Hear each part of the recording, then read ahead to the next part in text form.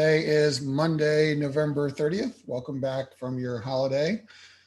Before we get started, we have a special guest who's going to give you some information on a great opportunity here at the Smith School. So Kara, I'm going to turn the floor over to you for a few minutes. Thanks so much, Professor. Hi, everyone. Good afternoon. Thanks for letting me come to your class to talk to you briefly about a new opportunity from the Center for Global Business. So my name is Kara Korab. I'm the program manager at the Center for Global Business. I see a few familiar names in the Zoom room, so hi to some of you. So the Center for Global Business, we have a new program this academic year we're calling the International Business Agility Labs. These labs are short-term virtual case challenges that focus on different functional areas of business and allow you all, as Maryland Smith undergraduate students, to learn from global business leaders, collaborate with international peers, and focus on business resilience. So these short-term case competitions are four-day long experiences. And if you participate, you'll benefit from exposure to an international company. You'll work on teams with business students from around the world, and you'll gain hands-on case experience that will look great on your resume and your CV. Additionally, these labs are offered at no cost to students. So the International Business Agility Labs feature students placed on mixed multinational teams. So you would work on a team with your fellow Maryland Smith students, but also international business students from around the world. You'll get an introduction to doing business in the country of focus. There'll be a few fun things, a virtual student mixer and a cultural activity. And finally, the case itself will be a live case from an international company. So this spring, there will be 3 different international business agility labs. They'll be focused on finance, management and entrepreneurship, and supply chain management. I'm going to talk to you all more about the Finance International Business Agility Lab, but if you are interested in the other 2, I'll put a link in the chat shortly where you can find out more information about those labs. So the Finance International Business Agility Lab will take place in February, the last week of February, and has a country focus of Israel, specifically Tel Aviv. The case itself will be a live case from a company based in Tel Aviv, and it will likely require students to carry out various tasks related to retail banking, financial modeling, and pitch books. I mentioned that the country of focus will be Israel, so you'll get a great overview of what doing business in Israel looks like. Additionally, there will be students, like I said, business students from all over the world who will be participating. We've confirmed so far, just today, we've confirmed that there will be students from Solvay Business School in Belgium who will be participating. So at least some of the student teams will have students from Maryland Smith and students from Belgium, and likely a few more countries on them. So all of these international business agility labs are really designed with today's global business professionals in mind. They emphasize the ability to overcome challenges and be resourceful when faced with difficult situations. Participants will need to work effectively across borders because these are fast-paced global business challenges. Each lab is completely virtual and will include some synchronous and asynchronous sessions in order to accommodate schedules, but also to accommodate working across different time zones. There will be several rounds of competition. So you will work on your team, you will submit a case, and if you are selected for the finals, you will present your case live to a panel of expert judges, again, from around the world. All students participating will be expected to adapt to working across time zones, as this is the reality of international business. It's the reality of doing business across borders. So while all of these labs are in the spring, the application deadline is coming up very soon for them. The application deadline for all 3 labs is December 9th, so next week. So what I'm going to do is I'm going to put a few links in the chat box where you can find out more information about all of the labs, or you can apply directly to the finance lab. I'll also put my contact information should you have any questions. And finally, I'm going to put a link to our blog where you can read about some student experiences from the fall labs that happened this semester. If there is a moment, I am happy to take any questions from students now, if that's okay with you, Professor. Go ahead. Anybody have any questions? We'll add that these programs are open to business majors as well as business minors. And you can be any major and still apply to these labs. Would we create our own teams or would they be randomly assigned? Great question. So we will be assigning teams. So there'll be likely teams evenly distributed with Smith students and international students and different levels of experience. Great question. Thank you. Hey, thank you very much. What's the application process like? Sure, great question. So I'll put the application link in the chat right now. And it's a pretty easy process. It's simply submitting your information. We collect your resume, and we ask how much case experience you have. But the whole application shouldn't take too long. It is a rolling application review. So if you submit an application, you should find out soon about the status of it. Awesome. Thank you very much. Thank you. Great, so just put some information in the chat. You can follow those short links, again, to find the application, to learn more, to contact me, and I'll also put in the chat, like I said, student experiences from some of our other labs. And with that, I thank you all for letting me speak to your class, and I hope you have a great rest of your afternoon. And thank you, Professor. Yeah, great. Thanks for sharing the opportunity. Appreciate it. Yeah, take care. All right. So for the rest of us, as I said, welcome back. Today we're going to talk about homework 11, but I also wanted to clear up some end of semester logistics. So probably just be easy enough to share my screen.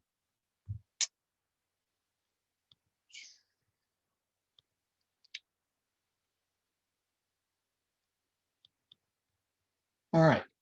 So first, assignments. So again, today we're doing homework 11, and Wednesday will be homework 12. Both of these are essentially extra credit assignments, right? Since we went past the 100 points available for this semester. So 2 points on this assignment, 2 points on Wednesday's assignment. There'll be 1 extra miscellaneous credit point next week. And we also have our 3-point other assignment, which we'll be doing in class coming up. So those are the remaining assignments individual for the semester. Again, you don't really have to do the extra credits if you don't want to, but it's just available points towards the semester grade. Because these points are in here, ELMS will confuse you in the grading schema. So as I mentioned before, ELMS does a percentage of total points. Every time I add points, it looks at your grade as a percentage of total points, and that's not how I grade. So what we're going to do is we're going to download this to Excel next week. We'll add up all the points across all your assignments. And so then we'll apply that to a standard grading schema. So 93 total points is an A. 90 total points is an A minus. There will be 105 total points available this semester. Okay, so it's not percentage of total, it's total points accumulated across all assignments. So this can only help you in the extra credit. In addition, next Monday, the final group project here, group project multiples, will be due. It is on CVS Health.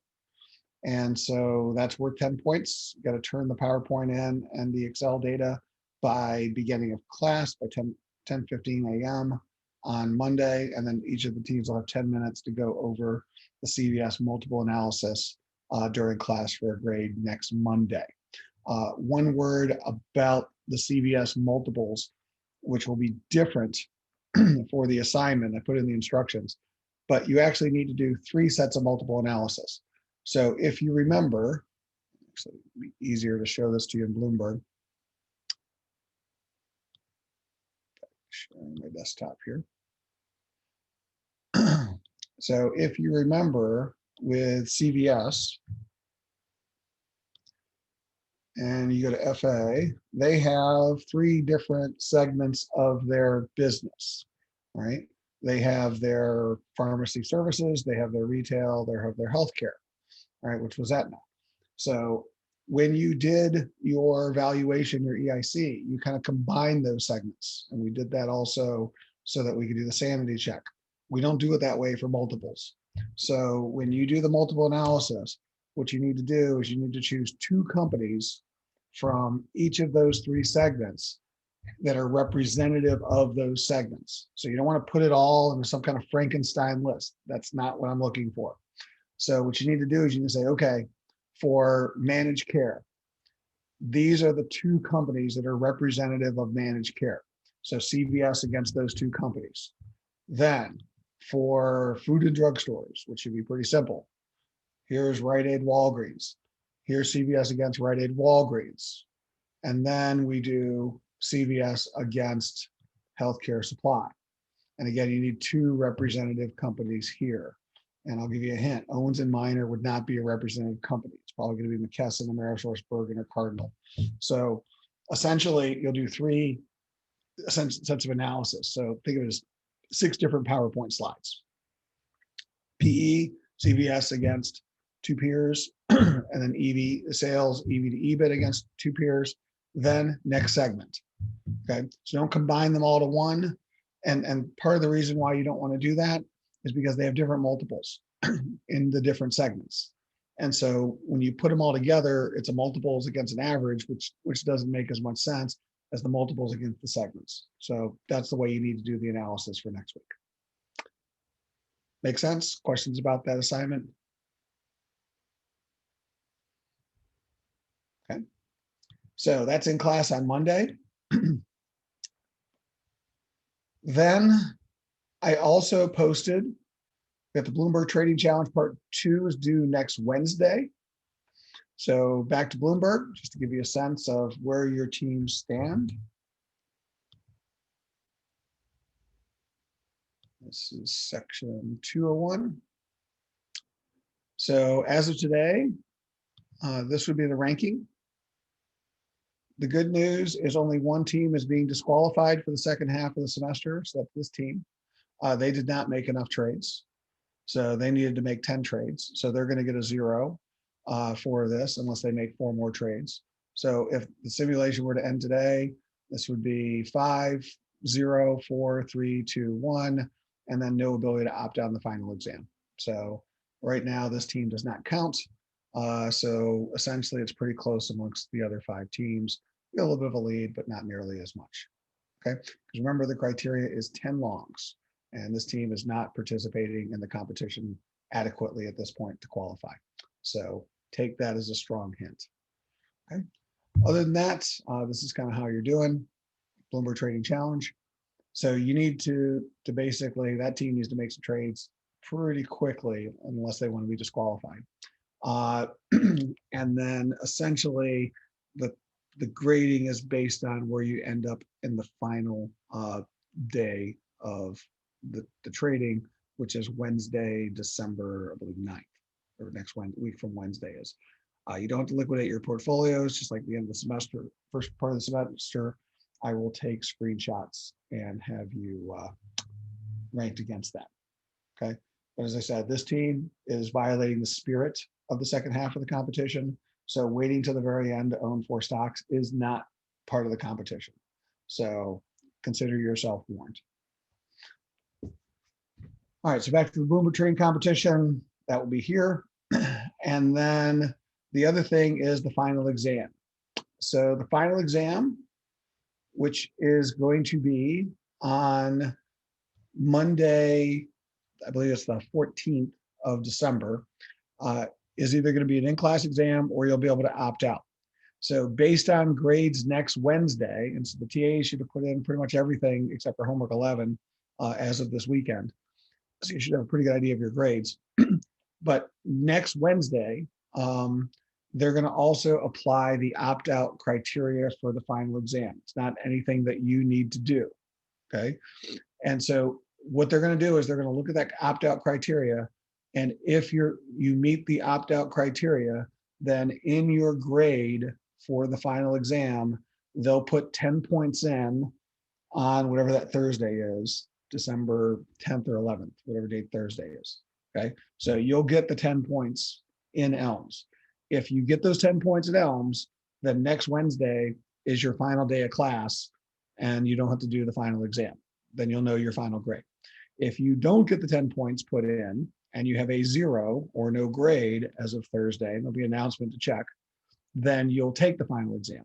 And so then the final exam will be an in-class multiple choice exam of 10 to 15 questions, open book, covering the content from this semester that will be auto-scored and auto-graded in ELMS that you'll take during the class time you're registered for on Monday, December 14th. Okay. And again, unless you have an accommodation. Okay. So again, for those of you opting out, you'll know if you've opted out the Thursday before the final exam, you'll get the 10 points. If you don't get the 10 points, then you will have to take the final exam. So then as a reminder, the opt-out criteria was on the syllabus, which was basically in here. But what matters is that the final exam opt-out applies primarily to the individual assignments. Okay, so you need to get 60% or 6 out of 10 on the midterm, half the grade of the individual assignments or more, and then you had to complete the group projects. So as long as you completed your group projects, it didn't matter what your grade was on the group projects. So for example, the Bloomberg Trading Challenge, if you finish in last place, I'm not going to hold that against you for the opt-out. The only asterisk is if your team gets disqualified from the Bloomberg Trading Challenge, then your team loses the ability to opt out. And that one team is probably going to be disqualified unless they make some trades today. So this will apply to them, that all the members of their team will not be able to opt out and will have to take the final exam because they're borderline not complying with the rules of the competition. So that's the only team that really applies for the group trades. Other than that, everybody else, as long as you complete the group trades, it doesn't matter what your grading on the group projects are, as long as you're participating in the group projects. Questions about the opt-out criteria or the final exam? One quick question. Yep. So for the assignments, let's say if you scored less than 50 on one assignment and you do the replacement, does that still allow you to opt out of the final? Yes, it does. So the final points are good. Thank you for reminding me of that. So the assignment replacement assignment is here in the assignments. And so if you do that paper, then next Wednesday, after the paper deadline's due, when the TAs are figuring out the opt-out criteria, they will go through your individual assignments, look at your lowest scoring individual assignments, which could be one with a 0 or low points, and then replace it with a full grade as if you had done it. And so therefore it won't count against you for opting out of the final exam, and you'll get the points back. Okay. And that's any one of the individual assignments, which includes the Bloomberg Trading Challenge. Okay. Bloomberg certification, not the Bloomberg Trading Challenge. But for those of you that did the CVS Aetna CFO presentation, those 4 teams, they get a second additional assignment replacement automatically. And so the TAs will apply it towards 2 assignments. And again, you don't choose the assignments. The TAs will just put it towards your 2 lowest graded assignments with the most points. Okay. Does the in-class November activity count as an assignment or homework because it's graded as an assignment? Yes, anything listed up here in assignments individually is an assignment. Okay. All right. Thank you. Yes. Other questions? All right, so that would be basically grading. Final thing I want to mention, I'll check in the chat here. Let's see. If you received a 50% on one assignment, does that disqualify you from opting out, or is it only under 50%? As long as it's not the exam. The exam is 60%, but the individual assignment is 50%. So translation, most of these assignments were 2 points. So as long as you got 1 point out of 2 points, you're good. If you got less than 1 point, then you're not good. And so I'll just let you know that if you have questions about the grading of anything, because obviously people are going to be very concerned as they go back and scrutinize grades for opting out, start with the TAs first. Because my first question to you when you email me about I don't like my grade for insert your reason here is going to be, did you talk to the TA? What was the discussion with the TA? Because I want the TAs to be consistent in how they grade everybody. Okay. And that is just very important to me. So back to start with the TA first, Remember, they have office hours this week if you want to talk to them about that. But essentially, try and handle your grading criteria challenges sooner rather than later, just because we want to make sure that all of the criteria can be quickly applied at the end of the semester, and there's no ambiguity about who's opting out, what the point, and what your final exam is. The only other thing that does matter here that I will mention is I also put up today a link for the peer review. And those are going to be due by end of day Wednesday, December 9th, 5 o'clock. Okay. And so this is the idea that for the group projects, everybody gets a group grade in the group projects. There are 6 group projects. There are the 4 presentations that you did, the final one being next Monday. And then there's the 2 halves of the Bloomberg trading simulation. By default, again, we assume everybody gets the group grade for the group projects. If, however, you feel that 1 or more of your team members did not fully participate in any one of those 6 or all of the 6 group projects, then you can use the peer review to tell me what percentage of commitment they did do, anywhere from a 0 to 100% scale. And if 1 person peer reviews you down, I'm not going to change your grade. But if 2 or more of your team members peer review you down, I will lower your grade. Okay. So again, the criteria should be kind of like reasonable contribution.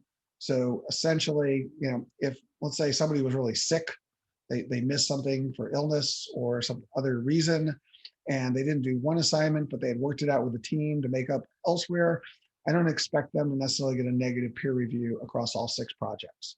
All right. So again, I'll let your teams work out what you think is fair, but the idea should be that over the course of the semester, you had 6 projects. You should have put in a fairly equal amount of effort. And if you didn't, you shouldn't get the same group grade as everybody else. And this is the chance to talk about that. So if you feel everybody did everything fairly and there's no issues on the group grading, there's nothing you need to do with the peer reviews. Everybody just gets the group grades. The peer reviews are only applying if you think that 1 or more of your team members did not participate fairly across the semester in 1 or more of the projects. You would list their name, the project or projects that you're peer reviewing them on, and the percentage of effort you think that they should get, which would then be multiplied by their grade to equal the grade for that group project or projects. Okay, so those are the peer reviews. They're optional, and that's also available to handle between now and next Wednesday. All right, I know that was a lot of logistics.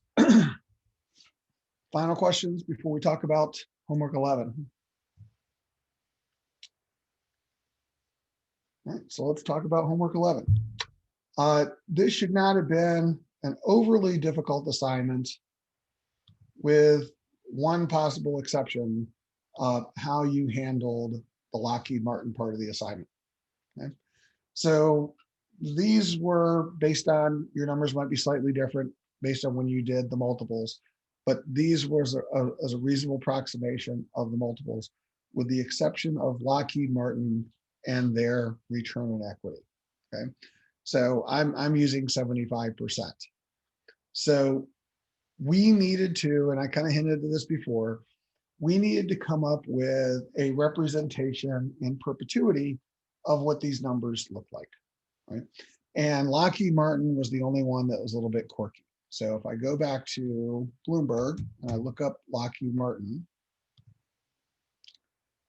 and I look at their forecast for EEO, problem is they have some really crazy return on equities, from 275% last year down to 51%. That's a big range to do an average of even in the next 4 years, from 150 to 51. So why? Why are these numbers so high, and what is representative in perpetuity? Okay, so this is return on equity, net income divided by equity. Well, one thing to understand is, let's go back and look historically about why this return on equity is so high. So I'll look at FA. And specifically, we didn't do our detailed modeling, but they do have a cash flow statement. So some of the pieces that would be on our 4 Modigliani-Miller sections. And one of the things that we'd always be looking at is, what is their payout? And you can see here, this is the dividends paid, and these are the share repurchases. Okay. And for a few years here, this is 2 billion and 3 billion, 5 billion, this is 4 billion, this is 4 billion, that basically they were paying out for a few years more than 100% of their income. Okay, if you go back and you look historically. So part of the reason why Lockheed Martin has such a high return on equity, and you can see this on the balance sheet, is they have very little equity. And at one point, they actually didn't have any equity, the negative equity, because they've been paying out so much of that equity. Okay. And the other thing is, you can see here that this big contra account called other equity on their statement. And if you look at other equity and you drill down, last year's example, then you see that they have an AOCI account. And if you remember, I hate AOCI, right? This is the evil account from the accountants, right? Because remember conceptually that an income statement explains the changes in the balance sheet. So you have a balance sheet, you have a balance sheet, and the income statement's the changes between the two. Okay? And that's the way accounting is supposed to work. But there's a fourth statement we almost never talk about, and that's the statement of equity or whatever it's called. I don't remember the name of the statement because no one ever looks at this thing. And on that statement, they have these AOCI adjustments. And what AOCI, adjusted accumulated other comprehensive income is it's basically it's an adjustment to the equity of the balance sheet that does not run through the income statement. And I hate these. It's one of the reasons why I told you there your CFI may not balance, because basically they're mucking around with the balance sheet and they're not putting those changes on the income statement, just passing them directly through the balance sheet. Lockheed Martin's a company that has those. They have a lot of them, $15 billion worth of balance sheet adjustments that they're wiping out their equity with.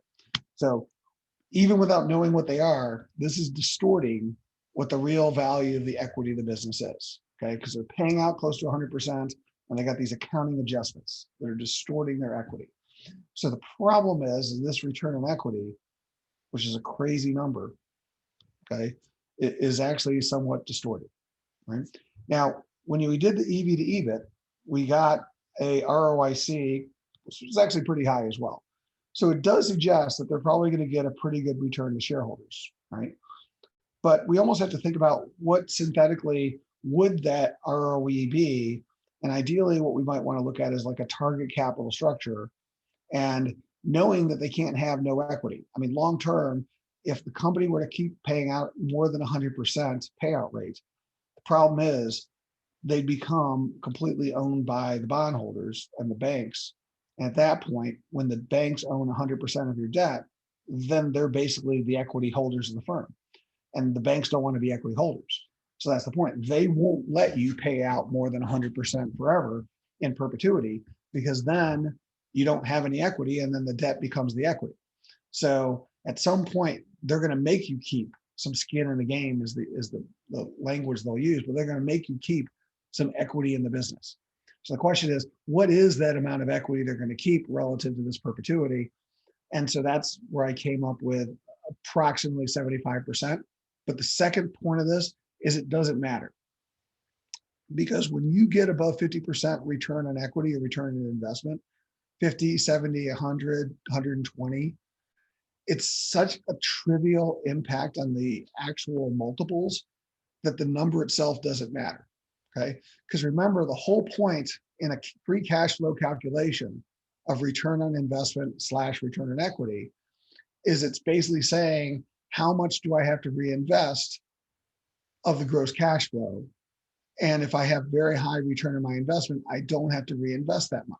So the point is, when I get down to very high returns, those are businesses that aren't really reinvesting much gross investment to begin with. So when you have a trivial amount of gross investment, then growth actually doesn't make much of an impact on your valuation, okay? And you can actually see that here in the key value drivers. Like if this is 75, look at what happens to the PE. Look at if it's 50 versus 100.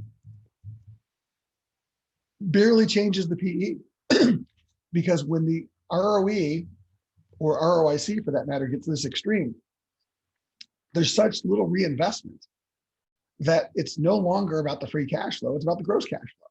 Because basically it's all, the gross cash flow is the free cash flow. And so for those firms, then growth matters and the spread doesn't matter that much at all because the spread is extreme. So whether you chose 50 or 60 or 70 or 75 or 80, what matters is how you represented it in your paper, that they had an extreme spread. And so therefore, you're going to get some level of growth, 1.5% plus or minus a couple of 20 basis points in the direction. Should have been the G that you came up with.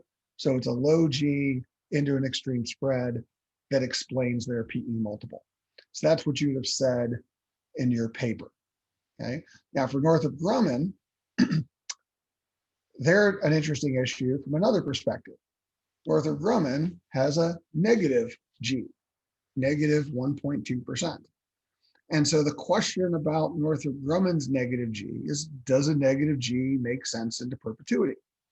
So can somebody help me out by telling me what, in layman's terms, if you had explained this to a finance major, what would you say a negative 1.2% G means?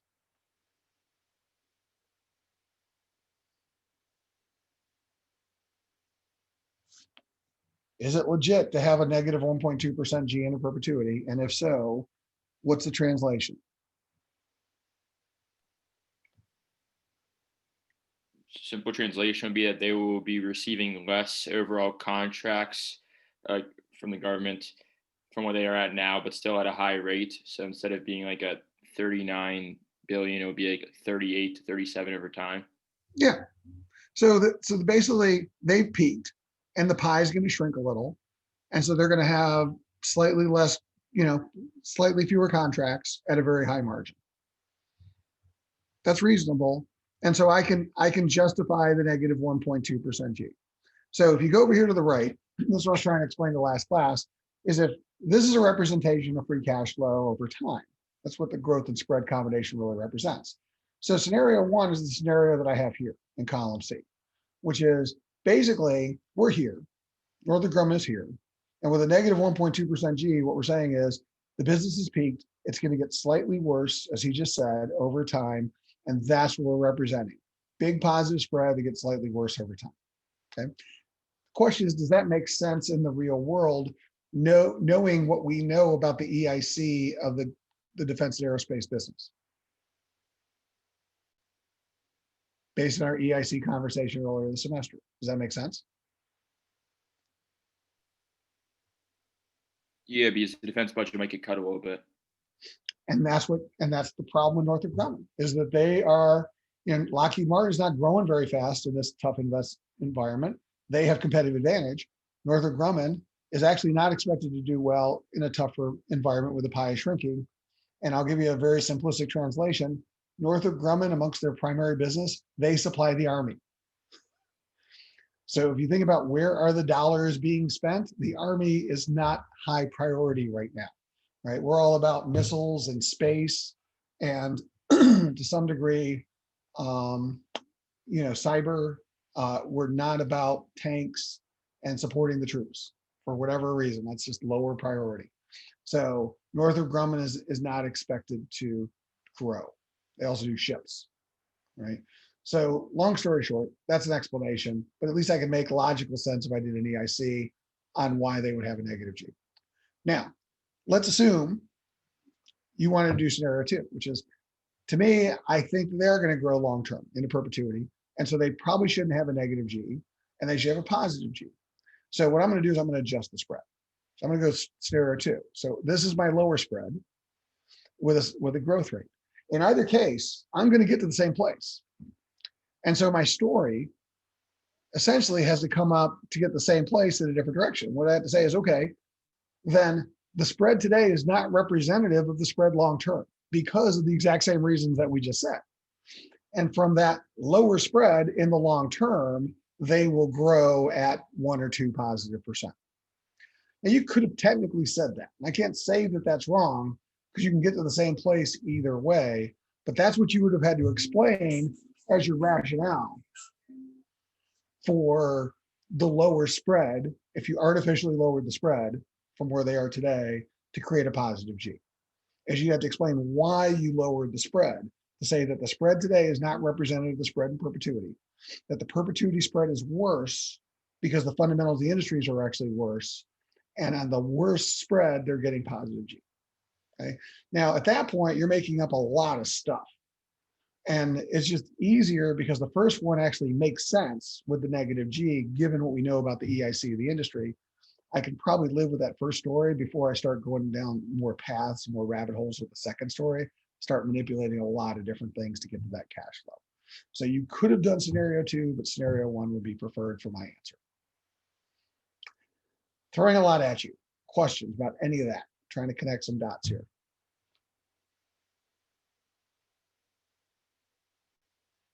And then GD was actually relatively straightforward. You probably didn't have to do any adjustments on GD or even think about why you got the numbers.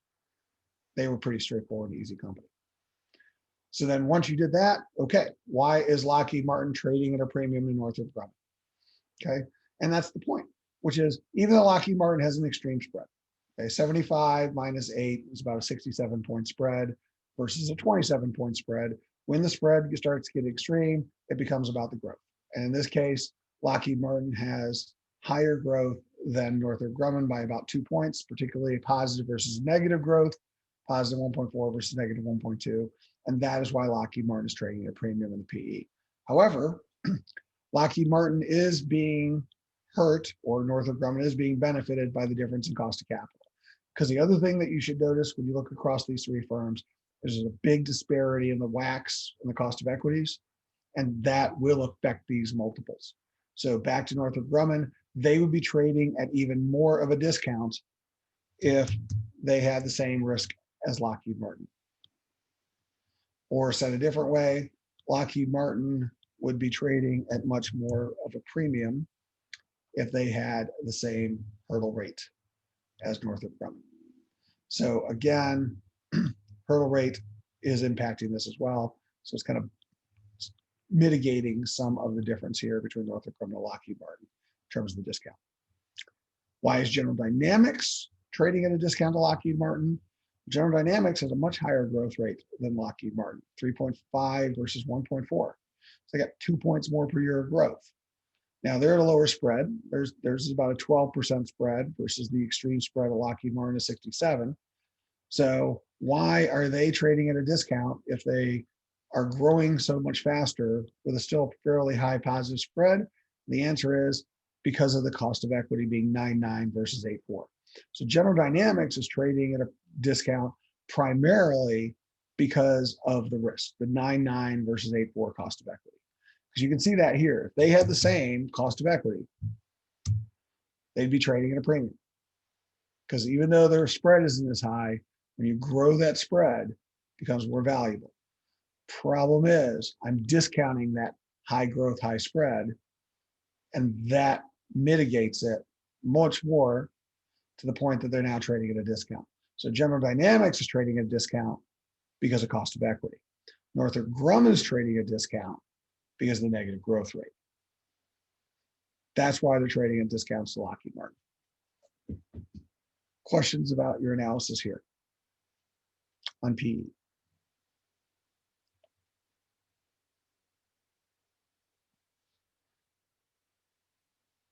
EV to EBIT. So again, numbers should be representative of what you had based on the time that you did the analysis. So why are these numbers different?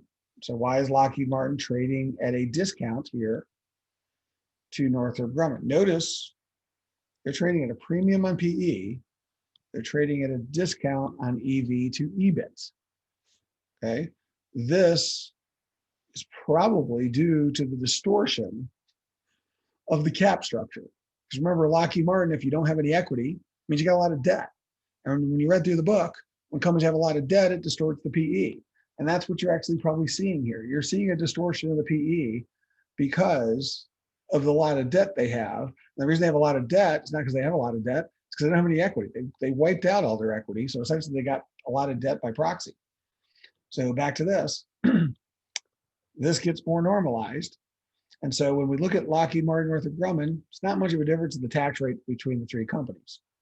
So really, extreme ROIC, Lockheed Martin versus Northrop Grumman, 55 versus 8, 13 versus 6, right? But here's again where the growth matters.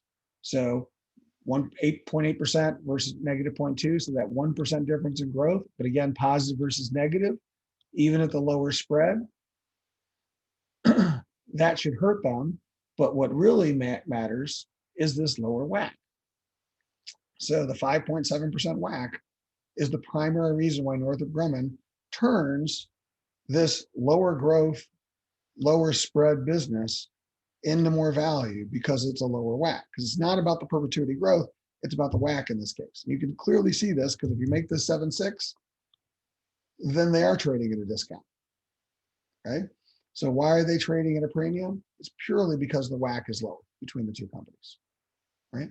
So for General Dynamics, why is General Dynamics trading at a premium to Lockheed Martin? They're trading at a premium because they have the similar WACCs and they have the similar tax rates, 7.4 versus 7.6, 17.3 versus 17. And they have a lower spread, 12.1 versus 7.4, so about 5 points, again, versus about 47, 48 points over there because of the G. So at General Dynamics, it's the extra 1% of growth per year, 2.1 versus the 1, or 0.8, 1.2% growth per year, at about the similar cost of capital, which explains they're trading at a premium of EV to EBIT. So for Northrop Grumman, it's about the low WACC. For General Dynamics, it's about the higher G. That's what's explaining the EV to EBIT, primarily. Questions about any of this? Is everybody following? Make sense?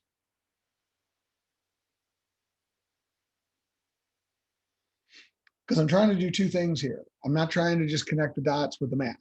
Yes, the math is the math, and I'm explaining how the formulas work, but I'm also trying to put context into what's going on in the real world. This can help me start to understand.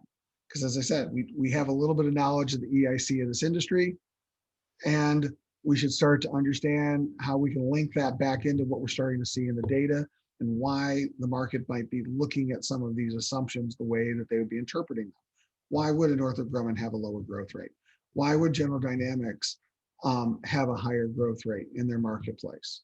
And given the higher growth, even at the lower spread, why is that translating to more value? Okay. So again, those are the types of things we should be starting to link a little bit of context to them. Third ratio, EV to sales. Lockheed Martin at a slight premium EV to sales to Northrop Grumman. Now this one, as I said, prima facie should be margins. We said that was one of the primary drivers of EV to sales. But ultimately, it's free cash flow. It's how much free cash flow you're getting per dollar of sales. So if the investment rates are the same, well, guess what? Then the margins become the key differentiators. But for Lockheed Martin and Northrop Grumman, the investment rates aren't the same. So Northrop Grumman gets less margin in every dollar of sales, and they're investing 3 times as much gross investment based on the productivity as Lockheed Martin. So here's the point. They should be trading at a discount. Why aren't they trading at a big discount to EV to sales? Because of the hurdle rate. So Northrop Grumman, that low hurdle rate, that low WACC, is actually the reason why they're not trading a substantial discount, even though two of the factors, basically a low ROIC, because low margin and a lot of reinvestment compared to Lockheed Martin means I shouldn't be paying as much for the sales. But in their case, the low hurdle rate carries over to why these become almost equal. Okay, so it's trading at a slight discount primarily because of the low risk. General Dynamics, they are trading at a discount to sales because they have a lower margin. They're investing 3 times as much, and it's 4 times as much, 0.77 versus 0.21, and 11.2 versus 13.7. So again, much lower ROIC because of that at the same risk. So this makes more sense.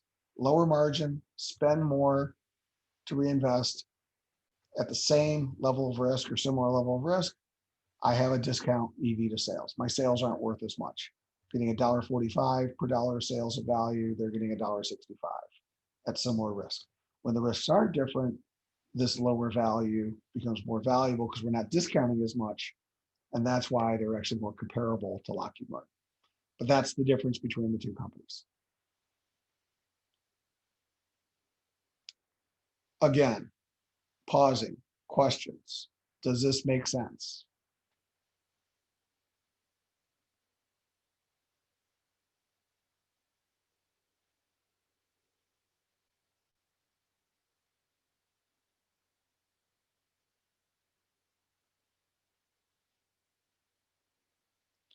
All right. Then if there are no questions, we're going to practice one more time for homework 12 on a new set of companies to get you ready for CVS Health. So the next homework 12 is posted. The three companies are Procter & Gamble, Clorox, and Colgate-Palmolive.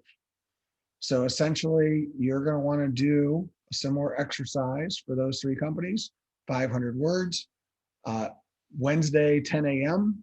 So I'm going to end class a little bit early today. I'm going to give you the balance of time to get a head start on getting from Bloomberg the data that you need to work on that assignment. And other than that, we will talk about those three companies in class on Wednesday.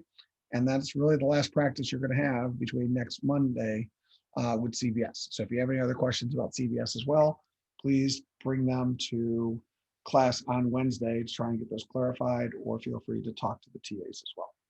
So somebody's asking me in the chat, is this homework extra credit? Yes. Technically, homework 11 and homework 12 are extra credit, which also means if you don't do them, I'm not going to count them towards your final exam opt-out. So if you don't want to do these extra credit assignments, it won't count against you towards the opt-out, but it can only help you in terms of your grade. But remember, back to extra credit assignments, you're going to get to next week, and there will be no more extra credit assignments. So if you think you need extra credit, now's the time to do it, because the extra credit opportunities go away after this week. All right, any other questions? All right, stay safe out there, and we'll see everybody in class on Wednesday. Have a good day. Thank you.